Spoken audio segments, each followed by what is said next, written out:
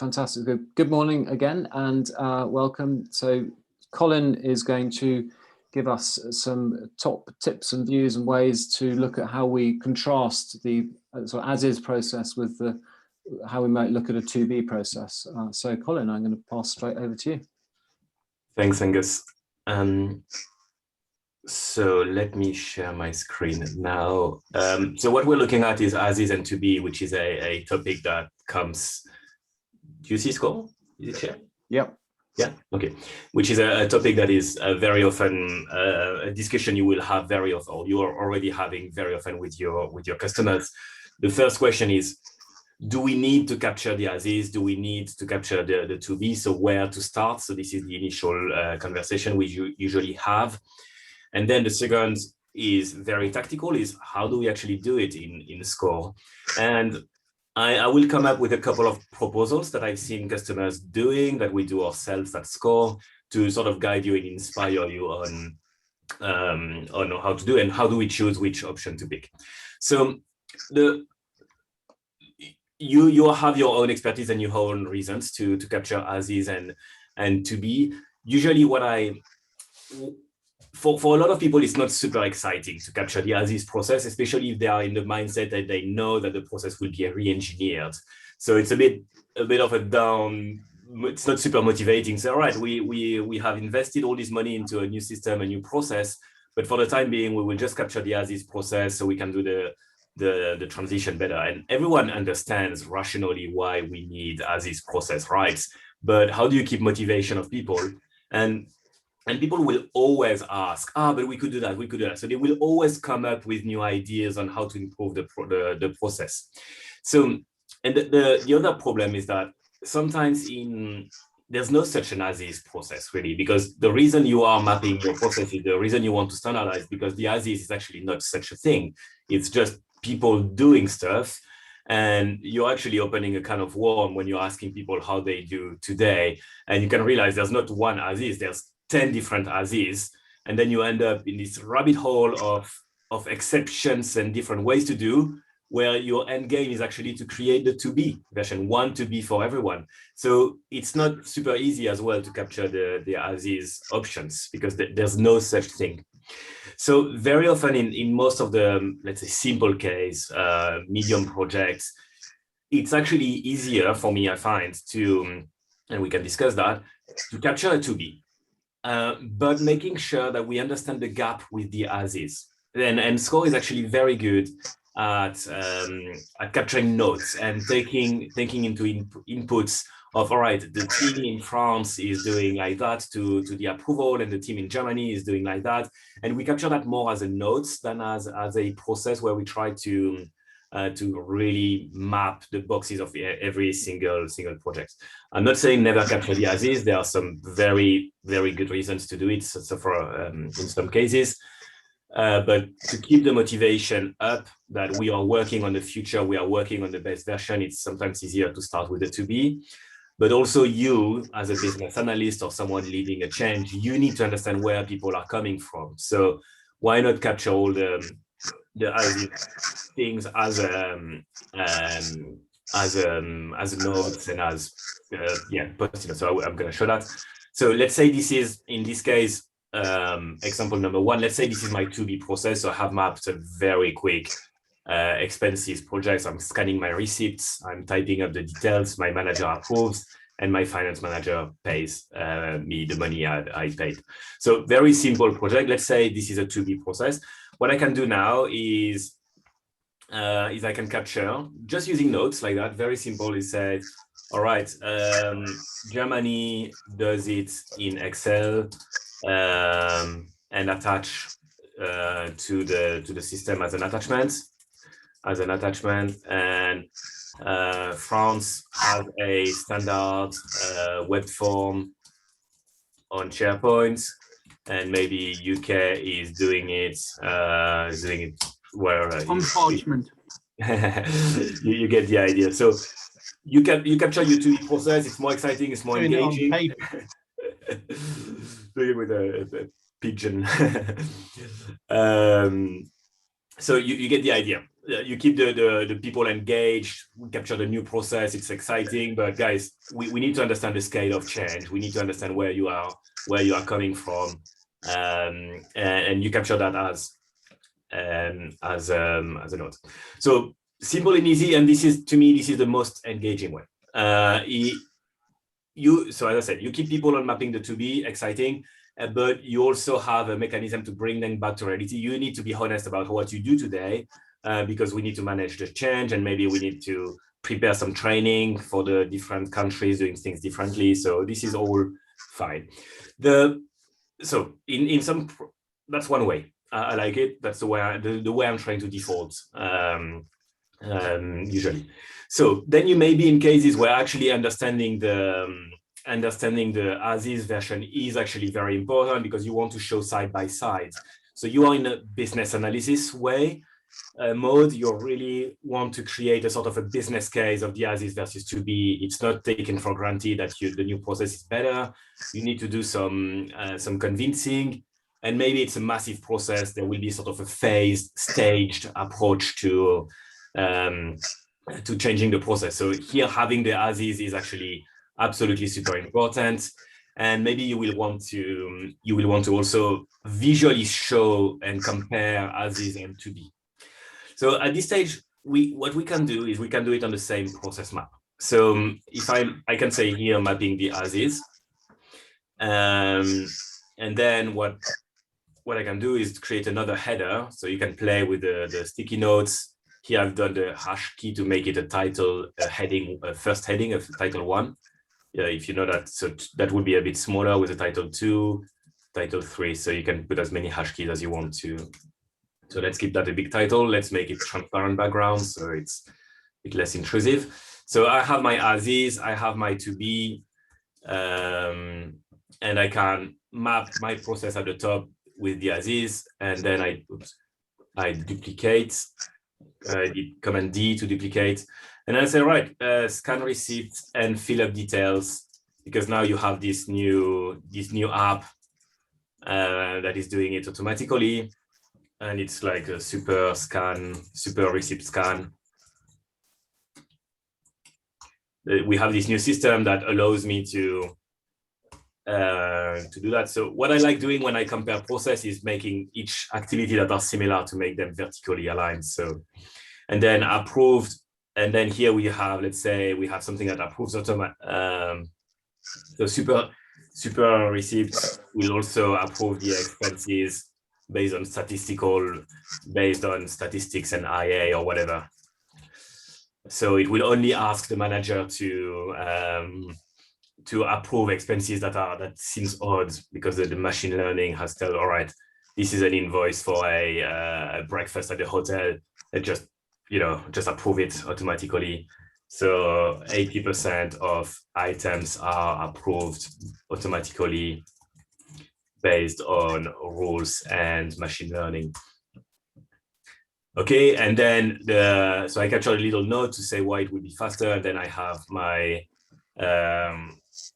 payments, and again, payment is automatic because again, we trust our system. So what I do here is I'm capturing my two processes, and I can have a discussions with my manager on okay, this is why we believe investing in a new system is massive. And I'm not even going into quantify in this demo today, because we could really literally quantify, put some times and numbers and what duration and costs on each box to show and have it an analysis.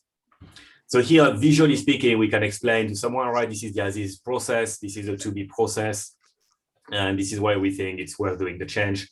The benefit is we have the two. What will happen next once you've decided to go for the as-is? Oh, sorry, something I forgot. It may be to be phase 1 and phase 2 as well. So, if you have a very big change, you can create a to be phase 1 and then a to be phase 2. So you can really show the stage approach in a visual way, show how it will evolve and how the process will get faster and faster. So don't focus yourself on just one starting point and one ending point. It may be staged. So this is a really process analysis. part of the job. You're creating a business case for the change. You have to convince and explain the change to people. Ultimately, when you want this process to be used by employees, if it's the purpose is to roll out, to use that as documentation, you can as simple as and go to delete the as-is and just keep on your map the one that you want to keep and show to the world. The alternative, because sometimes you just want to keep your actually stage approach and your business analysis part. So in Skore, don't be shy about duplicating process. So sometimes this is really a very helpful tool to actually go and duplicate a process and create a public version of a process. So I will show you that. And I've seen a lot of customers doing it. So here I have Colin demo as is to be. So this is really my business analysis part, where I have my business case, I have all my notes, I have everything. So what I'll do is I will duplicate it. So expenses process. All right, this is the one and official one. I'm duplicating it. It should appear here. So it's here now. So Colin demo expenses process. So this is the one I will direct people to when they do the work. And what I'll do is I will just clean it up. I will just delete. There's no phase 2 anymore. There's just one process. I will just realign all the boxes and make sure it's nice. I can enrich my process. All right. This is download super receipt from the App Store and log in with your usual credentials, single sign-on and stuff. So I can enrich my process to make it a bit more user-friendly and to make it a bit more like a manual, like an explanation for the users. So then you end up with the actual version published to everyone, and you also as a business analyst or a process consultant or someone doing the work around processes, you can still refer to your as-is to be processes. Okay. Any questions, anyone? So I'm going to show you a last thing. So here, my approach works very well. It's a fairly simple process that stays on one diagram. Sometimes you just capture, if you have to capture the as-is, because even though I try to avoid, because it's not super exciting, sometimes you do have to do that. What you can do is capture the as-is as a process map. So instead of capturing the to-be here like that, you just literally capture the as-is on one process. Then you duplicate. I will show you how I do it. So let's say now I have a process. I will rename it for the sake of the example. So this process is only the as-is. All right, it's here. And then I will duplicate my process. I will actually call it to be. And then I'm starting a new process at to be. So you will lose the benefit of having the two side by side, but for bigger process, it may be a bit less things on the canvas and keeping it clearer to have one process, which is the as-is, and it stays like that, and it's sort of a snapshot. And the other is the to be, where I can do the work and we can start dreaming and working across several levels, so creating drill downs and more nodes and all that. So it's really a preference at this stage, what works the best. You may need to do different approaches for different cases.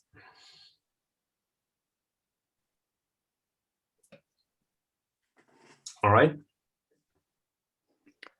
So the last thing, so to conclude, capturing the as-is and to be is a good discussion to have with your customer to understand. Keep in mind, there may not be such a thing as an as-is, because the company, the reason they brought you in as a consultant is to create a nice to be that everyone applies. There may be 10 different as-is, and you may just spend all your budget on capturing the as-is instead of working on the future one. So it's something to value. What's the best approach? And then in Skore, depending on your constraints and what you want to demo, you can either create several process maps like I did last, or having all the processes side by side, so you can really compare and put a bit more highlight and emphasis on the different versions. But in both cases, at the end of the exercise, if you want your processes to be published to a wider audience or used as training material, don't forget to have like one clean version that explains how it works and where users won't be confused between, all right, is this how we do, or this is how we'll do tomorrow, or when do we roll it out? Thanks, Colin. That was a great demo and a nice summary at the end there. I was interested. I got two points really, while others come off the mic, come off the mute, so to speak. One is use of sort of groupings and so on. I've seen people group boxes in this sort of process, and I wonder if you got any views on that. The other one was I've often found, I'd be interested to hear what the others' views are, but I've often, when you talk about as is and to be, most times people end up going, we just got to do the, they often think let's do the to be, but we almost always seen, in my experience, end up doing the as is first, just because it's a sort of stake in the ground. It gives you a foundation to work forward from. So those would probably be my two observations. Absolutely. I mean, there's definitely some time where you do need you do need as is. I'm not saying you don't, but from my experience also, it's sometimes not super exciting. And what is often captured, we used a concept of, it's a bit of an as-is plus. So the problem of capturing the as-is is that most of the time there's no such thing because all the teams are doing differently.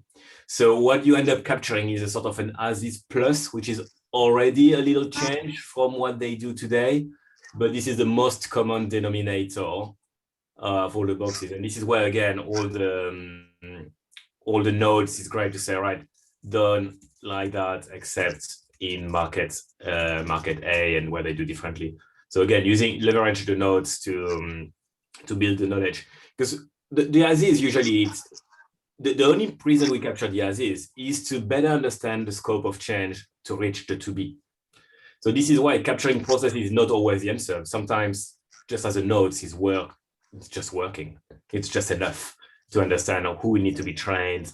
We need to pay special attention because this is a legal requirement in this country to do that. So it's not a crazy idea. They had to put 2 approval steps.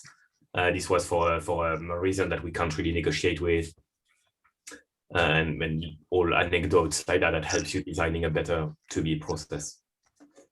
Okay. I'm sorry, I rolled up 2 questions. I just wondered if, just focus on the grouping one, did people follow what you did there? Yeah, so what I did here is I used the groups. So I will ungroup and show you again. So ungroup is all processes.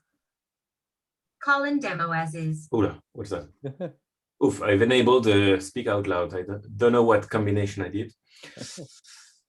I will ungroup from the arrange menu. I will ungroup. So what I did here, the grouping is a great way to show, visually show groups. It works like on PowerPoint. So I will do that. Come on.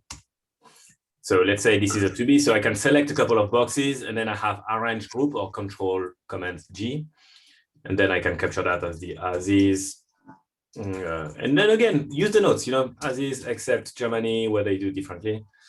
And then I can group that and say to be, and then just to be seen worldwide for everyone, and then you can literally show where the process will connect and where does it fill up, what parts. So the good way of doing that is that you already see sort of what replaces what. Use different color, can't you? Yeah, and absolutely. So yeah, True Capital is a big fan of using colors. So they have a coding here. I think they use one of these yellow for they use something like that to highlight even more the to-be, to make it very, very visual. Cool.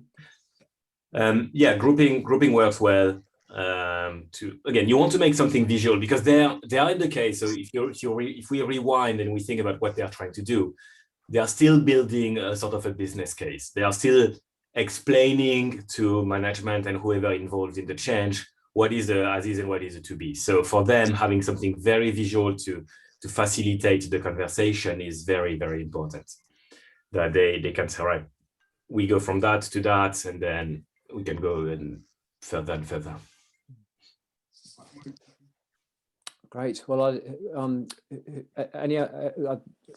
like to encourage the audience to chuck in some questions to Colin now. Thanks, Colin. It's very, very clear. I like the fact that we've got options in terms of how you could approach this, and it still work. My question kind of translates to, or relates to how this then translates, or you could translate this into, say, the Quantify module, right? Is there a way to compare potentially side by side the insights from the as is versus the to be? Yes, absolutely. So this would probably be a good topic for another of these drop-in sessions, but very high level. We would quantify all the boxes, right? Just the way we do. We say, right, scanning the receipts and fill up the details in the old way takes 15 minutes. In the new way with super scan takes 5 minutes. The other thing I will need to do on top is to add a custom field. So I will need to tag my activity with version of phasing, or let's call them phase. I like that. So phase here to be, or let's say to be phase 1, because it could be even further, like having a to be 1, to be 2, to be 3, etc. I will have to tag my activity. So here I tag the scan receipt one as a to be. Here I will the complete of. So here is as is. So I will tag all my activities, and then in Quantify, because I need to fill up the whole thing, so there won't be anything shown at the moment. But in Quantify, I can filter my quantification of my process by custom fields. So I don't think we'll have anything yet because I need to fill up more data for Quantify to like me. Yeah, here I see. Okay, they already appear. So in the criteria configuration bar, so this green box at the top is what I call the configuration bar. In the criteria here, I see that we select all the boxes. All right. And what I can do is actually, I want to quantify, I want to run all these reports, duration, costs, role, iterations, and etc., just for the as is. So then here it would, if I had filled all the information, it would show me quantify just for as is. And then I can just uncheck that and check that. And then I have quantify for to be phase 1, etc., etc. So the only extra steps you need to do when you quantify different versions or phases or stages of a process is to use the custom fields to tag. The great thing about that is that if you have an activity like this one, which is part of the as is and the to be, and there's literally no change in between, you just add twice the tag. So I'm adding the tag phase grouping, save, and I'm adding another custom field, another phase, and another phase 1. So this box, because it has the 2 custom fields, will come up in both reports. It will come up when I filter my box by as is, and it will come up when I filter my boxes by to be phase 1. Okay. So, yeah, so you can do all sorts of mix and match here. And here I've used phase 1, but it could be scenario 1. You know, if you're starting to quantify, you will maybe have a super receipts that is doing the scanning and machine learning and all that, but it costs the license is super expensive. Or you run another one that is a bit less smart. The license is cheap, or maybe it's an open source, it's even free. So you can run a bit your scenario saying, all right, actually, what do we value? Do we want the super machine learning that is really saving time to my employees and manager? So they spend less time doing administration, but we need to pay this massive license up front. Or we don't want to pay this massive license, but we spread the costs and people need to do a bit more manual tasks, each of them. So you can have this kind of conversation, which is very strategic for a company. What do we value? Do we want to pay for software or pay our people to do manual work? Makes sense. Very clear. Yeah, so I could deep dive. I'm not going to open the Quantify yet, but we could do a Friday. We'll do a follow-up session on that. I mean, just on that point though, Colin, if you didn't want to tag the boxes like you did, would the alternative way of doing it be to do your as is in one process card and your to be in another process card, and then you run the the Quantify analytics. Yeah, exactly, because exactly that, because Quantify by default without using filtering takes all the boxes of the process. So if you don't tag the activities, you won't be able to filter them out. So you need to either create 2 instances of the process. Cool. Colin, I was really intrigued by that comment you just made, that you could have a conversation with the client. Are you the sort of company that wants to pay people to do labor, or are you the sort of company that wants to invest in software? I think that's a brilliant phrase. Have you ever actually posited that question to a client? And if so, well, how did they answer? Yeah, no, not in this. The way we posited it is not in this sort of a rough way, of very straightforward way of saying, but it's when we highlighted the potential of errors of people doing the things manually. And so we spinned it up saying, all right, you know what, you have, so it was a big multinational company gathering data from all their local markets on Excel per email. And then we had people in the central team putting all the Excel together, basically in another Excel, and then sending this Excel in a Power BI to try to get something out of it. So, and we posted the thing and saying, all right, essentially that some of the thing we'll create will sort of shift the work between different departments. But think about the number of errors that we will avoid if people were actually working in the systems directly without going through Excel everywhere. So that was the first thing that really made them consider the option of developing this system, because they understood that they understood that it would be quite a lot of work to standardize the work across so many markets. So that was the first thing that they liked. And then when we started playing with, what if we could feed a very, very clean data set to Power BI? And then when they saw, like, they understood the potential in terms of reporting they could get from having a clean data set, like the budget was unlimited. The thing was like, okay, so that means we can have all these data sets that are basically very, very, say, high quality data, because they're all normalized and standardized at the time of input. And then we could report by, okay, what is the year 3 projection of this product in this market? Well, before it would be like someone spending 1 hour trying to extract the data. So they saw that in terms of reducing mistakes. That's what their appeal. Yeah. Cool. Well, everyone, unless anyone's got any other burning question, we've come to the end of our time. So thank you all very much. And what I'm going to say is we'll sort of say goodbyes now, but if anyone would like to just stay on and just discuss a quick word about Lean and RPA modules, Colin and I'll just stay on for a few more minutes. But yeah, thank you all very much. And thank you, Colin. That was great, and great questions at the end there. So all good. Thank you all. Thank you. Yeah, thank you. Great presentation. Thank you. Thank you, Angus, again. Yeah. And so if we're not recording, Martin, is that a challenge you often have, like to, if I flip the question back by